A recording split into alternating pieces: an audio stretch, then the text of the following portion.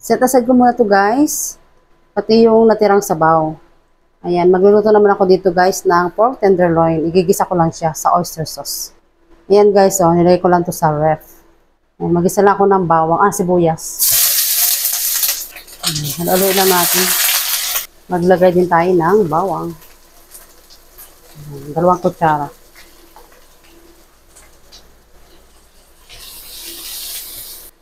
Ayan, pwede natin guys ilagay yung karneng baboy. Ayan, sibuyas at bawang pa lang ay nakakagutom na ang amoy. Napakabango. Ayan guys. Ayan, haluin lang natin to. Ayan guys, pwede natin lagyan ng konting oyster sauce kasi kulang yung oyster sauce na nilagay ko. Lagyan lang natin ng konti kasi baka mapaalat naman. Ayan, haluin lang natin to ng haluin.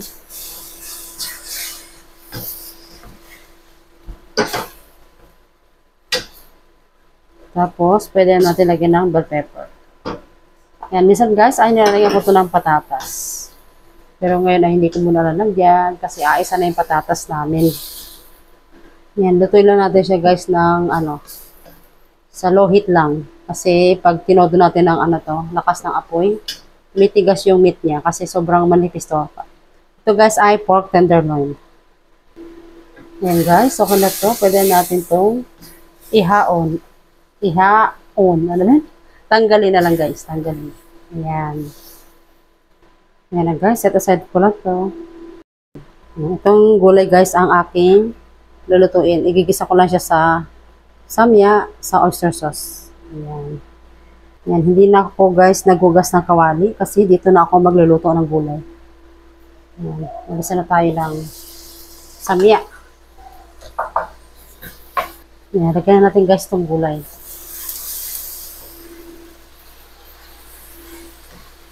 Ayan, pag ganito na guys ang gulay, lagyan agad natin ng pampalasa. Lagyan natin ng oyster sauce. Paminta. Ayan, ako na to guys. Nagtutubig kasi yung ganitong gulay. Ayan, konting halo lang to at luto na to. Ayan, okay na to guys. Crunchy pa yung gulay. Ayan. Isalang ko na rin dito yung pinaglagaan ng baboy. Ayan, ito na guys yung gulay. Ayan, dito naman tayo magpo-focus sa sauce. Ayan, tanggalan ko muna to guys ng mga onions. Kasi may mga onions and pepper. Lagyan natin ng konting tubig. Lagyan natin ng oyster sauce. Light soy sauce. Konti lang din. Sake. Mirin. Konting ketchup. Pampakulay. Ayan. Konting asukal. At paminta.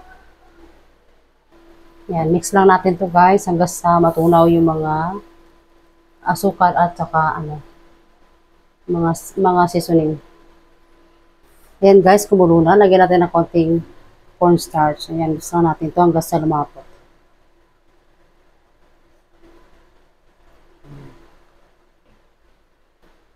Ayan, malapot na siya guys. Ayan, ganito sakto lang. Ayan, at saka tinikman ko rin, okay na yung lasa. Sakto lang din yung lasa niya. Hindi siya maalat, hindi siya matamis. Ito naman pork guys ay hiwain ko lang muna. Ayan. Ayan, hiwain lang natin lang sa gitna muna kasi masyadong malaki.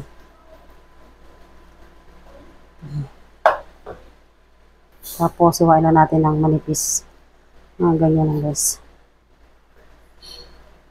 Sobrang lambot niya guys. O, tinan niyo. Nagtatanggalan yung laman. Yan guys, 2 lagayan.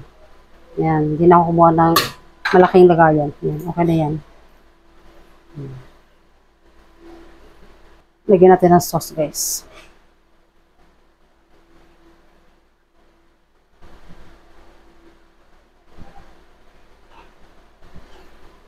Saka itong isa.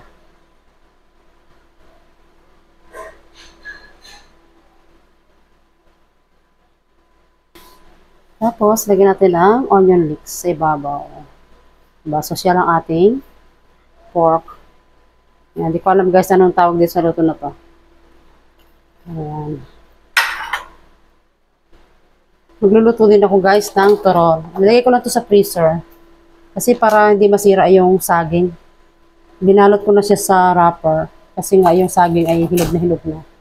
Ayan. Kaya ganito ang ginagawa ko kapag ano, para hindi masira.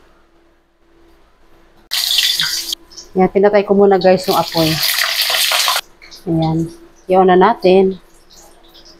Luto na lahat ng saging. Tanggalin ko muna. Naglagay ako ng 1/4 cup na asukal. Ayan, tunawin lang natin guys itong asukal dito sa mantika. Ayan, pag ganyan na guys at natunaw na siya, pwede natin ilagay itong saging, turon. Ayan, i-roll lang natin guys yan. Ganyan-ganyan lang siya. I-off ko na yung apoy. Kasi mainit naman na yung mantika. Ayan, ayan dumikit na yung asukal. Pwede natin itong tanggalin. Ayan. Ayan na guys yung turon. Ayan, ito na guys yung turon. Iiwan ko dito guys ng isa at akin titikman. May cheese to guys sa loob. Ayan, yung white na yan, cheese yan. Masyado siya madikit. Gawa na asukal. Ayan tayo guys. Yan guys, ang aking nalutong ulam. Yan, ito yung pork. Yan, mga pork yan guys. Tingnan niyo yung gulay guys, oh. Nagtubig na siya. At saka turon. Ayan. Kain tayo and thanks for watching. Bye-bye. God bless everyone.